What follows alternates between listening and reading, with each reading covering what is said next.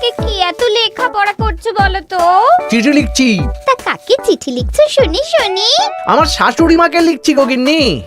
আমার মাকে হঠাৎ চিঠি লিখছো কেন? এক সপ্তাহ পরে তো জামাই ষষ্ঠী, তাই মন্ত্রীমশাই সব আবদারগুলো একে একে লিখে ফেলেছেন। তুমি আমার মায়ের কাছে আবার কি আবদার করছো বলো তো?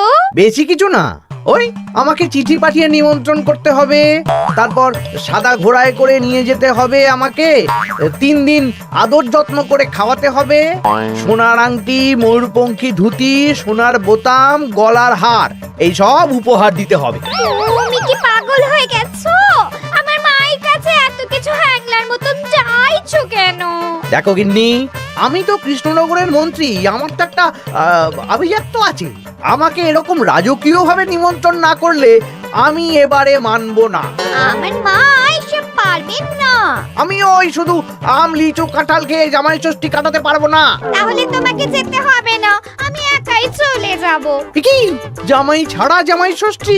হ্যাঁ হ্যাঁ, আমি আগামীকাল সকালেই চলে যাব। এই পোড়া কপালের সংসারে যত কম থাকা যায় ততই ভালো।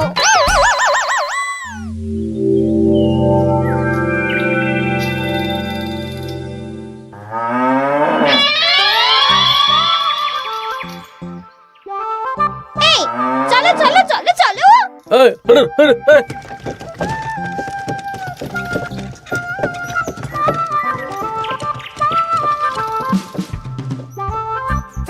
এটা আমার সাথে কি হলো রে বটা ঘটা?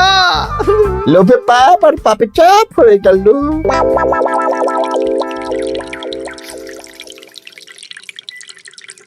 বাহ বাহ, আজ সবাইকেই বেশ খুশি খুশি দেখাচ্ছে। সামনেই তো সবাই শ্বশুর বাড়ি খেতে যাবে, তাই মুখে এত হাসি খুশি ভাব মহারাজ। হ্যাঁ, পরের সপ্তাহেই তো জামাই ষষ্ঠী। তা মন্ত্রী, তোমার কি খবর? আমারও ভালোই খবর। তুমি এত চুপচাপ কেন? আমার জন্য তো আমার শাশুড়ি মা এলাহি আয়োজন করেন, এবারেও নিশ্চয়ই করছেন। কিন্তু গিন্নিমাকে যে দেখলাম আজকেই আপনার শ্বশুর বাড়ি চলে গেলেন, মুখটাও কেমন ভার ভার ছিল। আপনার সাথে ঝগড়া হয়েছে নাকি? এই না না, ঝগড়া কেন করতে যাব? আমি তো গিন্নির সাথে মিষ্টি সুরে কথা বলি। তা গোপাল, তোমার কি খবর? আমার আর কি মহারাজ, এখন তো আর আমি জামাই ষষ্ঠী যাই না, আমাদের নিজেদের মেয়ে জামাই আছে, তাদের নিয়েই ব্যস্ত থাকি। ও, তাই এবারে তারা আসছে তো? হ্যাঁ, আমার গিন্নি তো তাদের জন্য অনেক ভাবনা চিন্তা করে রেখেছে। ওই আম, কাঁঠাল, লিচু তো আছেই, তার সাথে ওই ইলিশ মাছ, কাতলা মাছ, 5 রকমের সবজি, 2 রকমের ডাল, আরো কত কি। বাবা, বেশ বেশ, তাহলে তোমাদের সবার জামাই ষষ্ঠীতে ছুটি থাকবে। সব কেনাকাটা করতে হবে তো।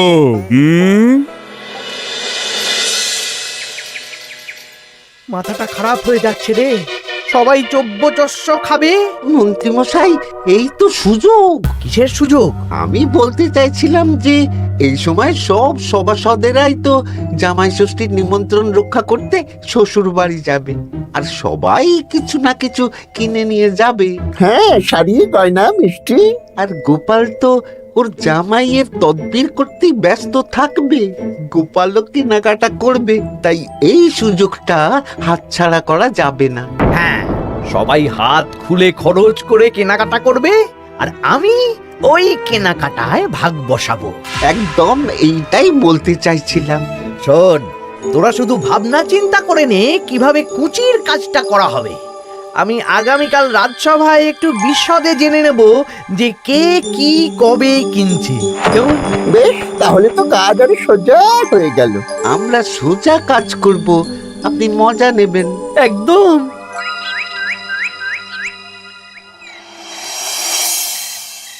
এই কি বলছি শোনো না। মুখ চলছে, কান খোলা, বলে ফেলো। আমি আমাদের জামাইয়ের জন্য একটা আংটি আর মেয়ের জন্য একটা নাক ছাবি বায়না করে এসেছি। হ্যাঁ, মানে তুমি আগামীকাল সন্ধ্যাবেলা দাম মিটিয়ে দিয়ে ওগুলো নিয়ে আসবে, কেমন? ওরে বাবারে কি হলো গো? ষাট কি হলো?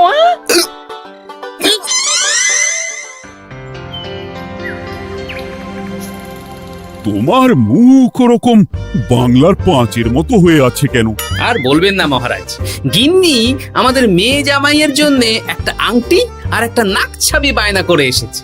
আজ সন্ধেবেলা আবার সেগুলো নিয়ে আসতে হবে। গোপাল তাই খরচের ভয়ে পাগল হয়ে যাচ্ছে। তা বাকিদের কেনাকাটা কত দূর? আমি ভাবছি ওই আগামীকাল দুপুরেই সব কেনাকাটা করে নেব। শ্বশুর মশাইয়ের জন্য ধুতি, শাশুড়ি মায়ের জন্য ভালো শাড়ি, হ্যাঁ, আর তারপর ওই ফল মিষ্টি আরো অনেক কিছু, হ্যাঁ, সব কিনতে হবে। আমি তো ভাবছি আজকেই কিনে রাখবো, সন্ধেবেলা একটু যাওয়ার আছে। আমি তো বিয়ে করিনি, তাই আমার জামাই ষষ্ঠী নেই। আমি তাই হাত গুটিয়ে বসে থাকবো। আর বাকিদের? আমার মহারাজ, বুঝে গেছি, তোমরা এখন থেকেই ব্যস্ত হয়ে পড়েছ। ঠিক আছে, তাহলে আমি এখনই ছুটি ঘোষণা করলাম।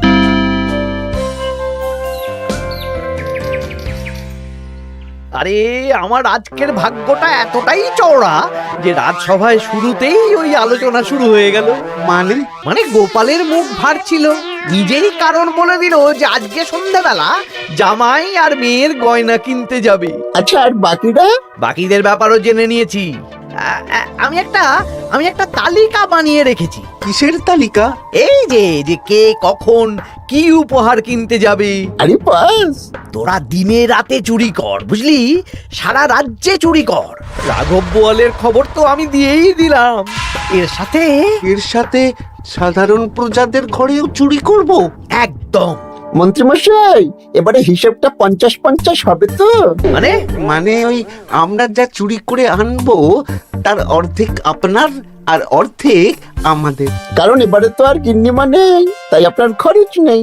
এই তোরা কার সাথে কার তুলনা করছিস? আমি এই রাজ্যের মন্ত্রী, তোদের কাজ দিচ্ছি, এটাই তোদের অনেক ভাগ্যের ব্যাপার। হ্যাঁ না, হ্যাঁ, যা পাওয়া যাবে তার 80 ভাগ আমার আর 20 ভাগ তোদের। তোরা দুজনে ওই 10-10 করে নিস, যদি না পোষায় বলে দিস। আরে বাবা রে, না ঠিক আছে, আপনার শর্তেই রাজি। তোরা চুরি করবি মুখ ঢেকে বা মুখে কালো রং করে, আর গায়ে হাতে তেল মেখে নিবি, ভুলিস না। আচ্ছা মন্ত্রী মশাই, মনে থাকবে। বুঝলে রানী, আমি সব সভাসদদের আজকে থেকেই জামাই ষষ্ঠীর ছুটি দিয়ে দিয়েছি। ভালোই করেছেন। চলুন না, আমরাও আগামীকাল বেরিয়ে পড়ি। হ্যাঁ, তাহলে তো ভালোই হয়। সারা দিন রাত এত কাজের চাপ, এত হিসেব নিকেশ, কয়েকদিন একটু ঘুরে এলে মাথাটা হালকা হবে। তাহলে মহারাজ, আমি এখনই সব গুছিয়ে রাখতে বলছি, কাল সকাল সকাল বেরিয়ে পড়বো। বেশ বেশ, তাই করো, সেটাই ভালো হবে।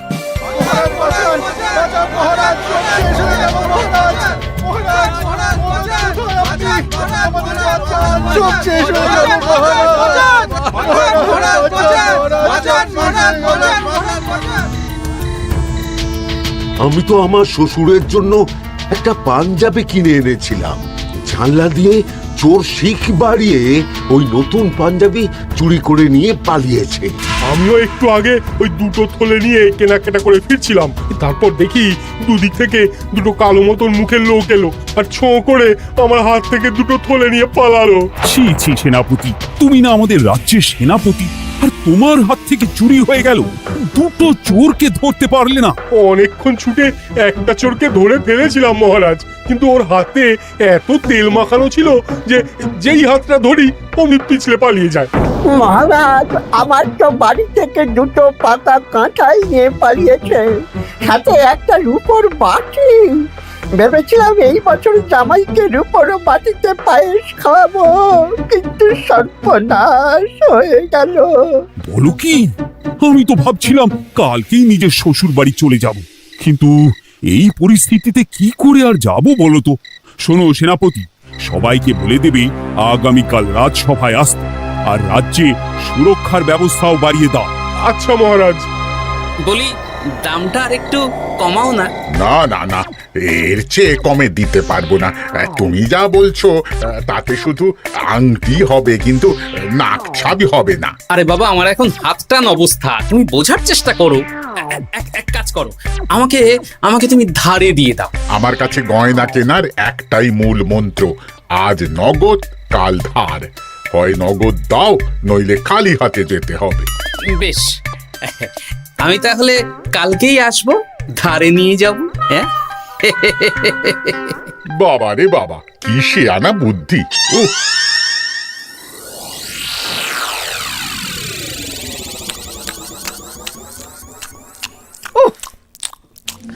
একেই বলে চুরি বিদ্যা বড় বিদ্যা, যদি না পড়ো ধরা। ধরা পড়লেই পড়তে হবে হাতে হাত করা। আজকে সন্ধ্যাবেলা তো গোপালের গয়না কিনতে যাওয়ার কথা ছিল, সেটার কি হলো? ধুর, ও যা কিপটে, ও বলছে ধারে গয়না দিন। আমি তো সাকরার দোকানের বাইরে ঠায় দাঁড়িয়েছিলাম, গোপাল খালি হাতে বাড়ি গেল আর আমিও খালি হাতে চলে এলাম।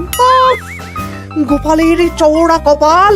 কিন্তু সুযোগ একবার পেলে আমরা হাতছাড়া করব না। হ্যাঁ, তোমাকে যে এত করে বললাম সন্ধেবেলা জামাইয়ের আংটি আর মেয়ের নাক চাবিটা নিয়ে এসো, তা কথা কানে যায়নি নাকি? ও শেখ রাজা দাম চাইলো, তা শুনেই আমার মাথা খারাপ হয়ে গেল। মানেটা কি? শেখরা বলেছে আজ নগদ কাল ধার, তাই আমি কালকে ধারে নিয়ে আসবো। ওহ, তোমাকে নিয়ে আর পারি না। হ্যাঁ, মেলা কথা না বলে খেতে দাও দেখি। দিচ্ছি দিচ্ছি, তা বলি রাজ্যের খবর কিছু শুনেছো? হ্যাঁ, কি খবর? এই যে আজকে সন্ধ্যাবেলায় অনেক জায়গায় চুরি হয়েছে। হ্যাঁ, বলো কি? হ্যাঁ গো হ্যাঁ, আগামীকাল তোমাদের রাজসভার ছুটি বাতিল। রাজবাড়ি থেকে লোক এসেছিল, জানিয়ে গেছে। ব্যাপারটা কি? বলছি হাত পা ধুয়ে নাও, খেতে বসো। বলছি বলছি দাঁড়াও।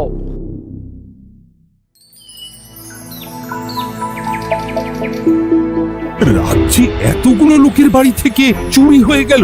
ভগবানের অশেষ করুণা মহারাজ, আমার বাড়ি থেকে এখনো চুরি হয়নি। হয়নি তো কি হয়েছে, হবে। তোমার বাড়িতেও চুরি হবে। বাবা, মন্ত্রীমশাই, আপনি কি আগে থেকেই জানেন নাকি যে আমার বাড়িতেও চুরি হবে?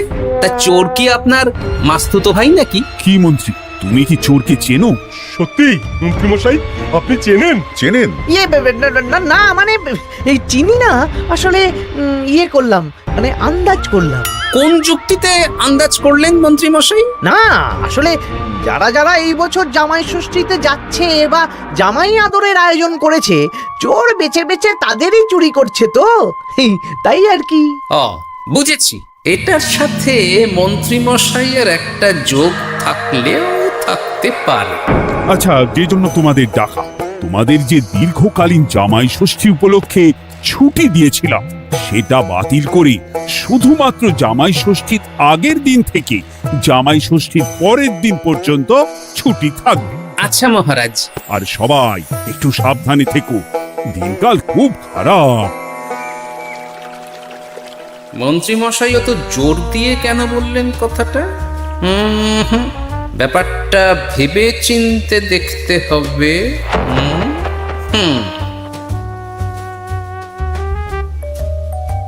এই তো পুটি, এই পুটি, শোন শোন শোন। বলো। বলছি, তুই বাড়ি যাচ্ছিস তো? হ্যাঁ গো দাদু। শোন না, তোর বাবাকে একবার দুপুরবেলা আমার সাথে দেখা করতে বলিস তো। আচ্ছা দাদু, ঠিক আছে, আমি বলে দেব। বেশ, এই তাড়াতাড়ি আসতে বলিস কিন্তু, বেশি দেরি যেন না করে। ঠিক আছে গো দাদু, বলে দেব।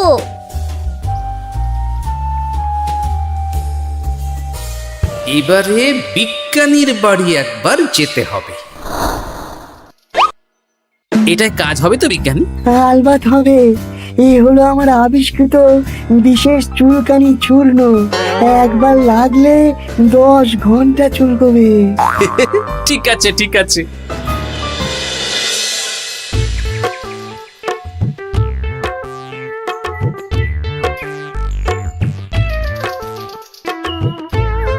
ও গোপাল দাদা, তুমি আমাকে ডেকেছো? হ্যাঁ শোনো পুটির বাবা, তোমাকে একটা কাজ করতে হবে। বলো কি কাজ? তুমি আজ বিকেলে আমাকে একটা বড় ঝুড়িতে সবজি দেবে।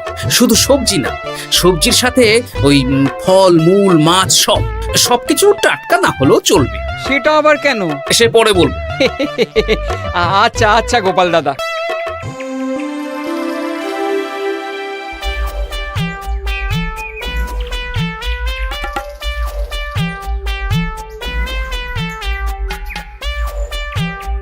বাবা, পুটির বাবা এত শাক সবজি ফল নিয়ে বাড়ি যাচ্ছ নাকি? না না, গোপাল দাদার বাড়ি যাচ্ছি। জামাই ষষ্ঠীর এলাহি আয়োজন করেছে তো। ও তাই তো, তাই তো। বেশ বেশ, যাও যাও যাও।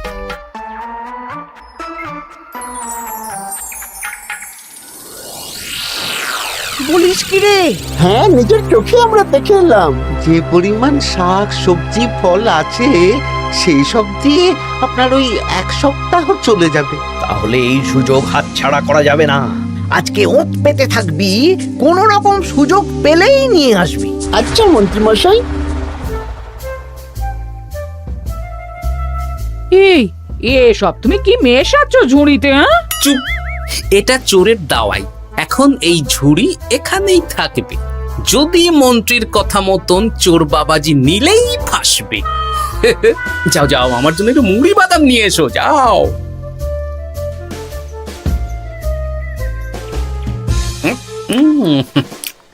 আহা, মুড়ির কি স্বাদ!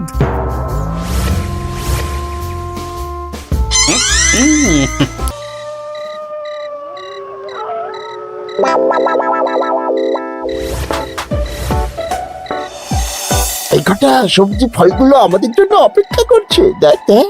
এ তো দারুণ সুযোগ। দরজা জানালা ভাঙার, শীত কাটার কোনো ব্যাপার নেই। ঠিক, তাহলে আর দেরি কেন, চল।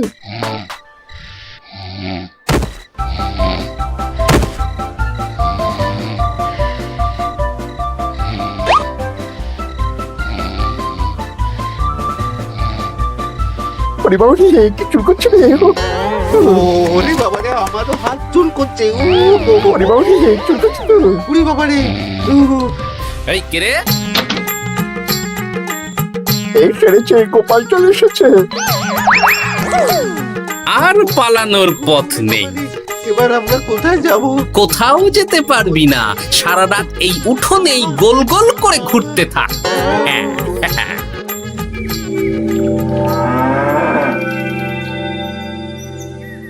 ও এখনো বেটারা এলো না। ওরা ধরা পড়ে গেল না তো? ধরা পড়ে আমার নাম বলেনি তো? না না, আজ আর রাজসভায় যাব না।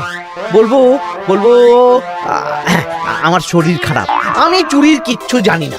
হ্যাঁ,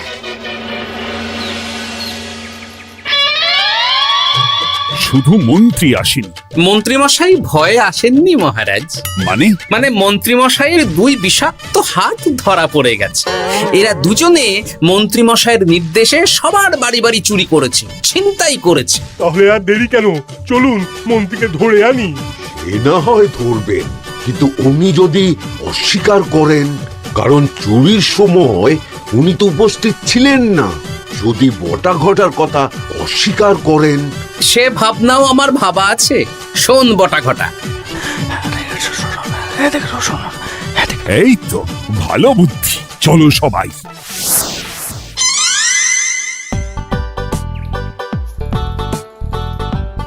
ও মন্ত্রী মশাই! আরে বটার গলা না, দাঁড়া, দরজা খুলছি। না না, খবরদার না, এখন দরজা খুলবেন না। আরে কেন? দরজা খুললে কি হবে? বলছি তো খুলবেন না, আমরা এখান থেকেই কথা বলবো। তোদের চিন্তায় আমি পাগল হয়ে যাচ্ছিলাম। তোদের যে গতকাল সন্ধ্যাবেলা গোপালের বাড়িতে চুরি করতে পাঠালাম, সেটার কি হলো? সেটা আমি পরে বলবো। আগে বলুন, আপনি আজ রাজসভায় যাননি কেন? আরে ভয়ে ভয়ে, আমি ভাবলাম তোরা ধরা পড়ে গেছিস। এবার আপনি দরজা খুললেই দেখতে পাবেন আমরা কি এনেছি। একবার বলে দরজা খুলুন, একবার বলে খুলবেন না। কি হচ্ছেটা কি বটা? এ কি? মন্ত্রী, তাহলে তুমি সেই চোরের মাথা? মানে মাস্তুতো ভাই, আমার চালে সব নিজের মুখে স্বীকার করে নিলেন, আর কিছু না বললেও হবে। না না না না না না, আরে ওই তো আমার চুরি যাওয়া জিনিস। ওই তো আমার শ্বশুর মশাইয়ের গিলে করা পাঞ্জাবি। সেনাপতি, মন্ত্রীকে আর বটা ঘটাকে কারাগারে নিয়ে গিয়ে আচ্ছা সে ধোলাই দাও। একদম মেরে জামাই আদর করবো, চলুন। আবার ধরা পড়ে গেলাম। এবার সবার ছুটি, যাও যাও, আনন্দ করো, খাও আর খাওয়াও।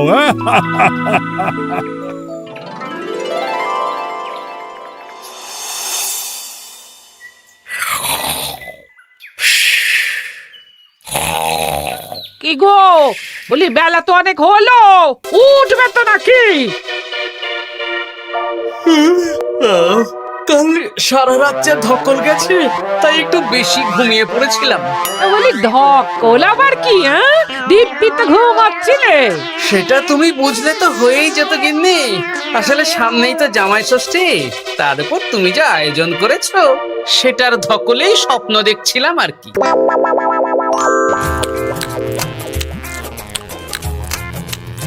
জমানো দই, জমজমাট খাবার, দারুণ হয়েছে রান্না।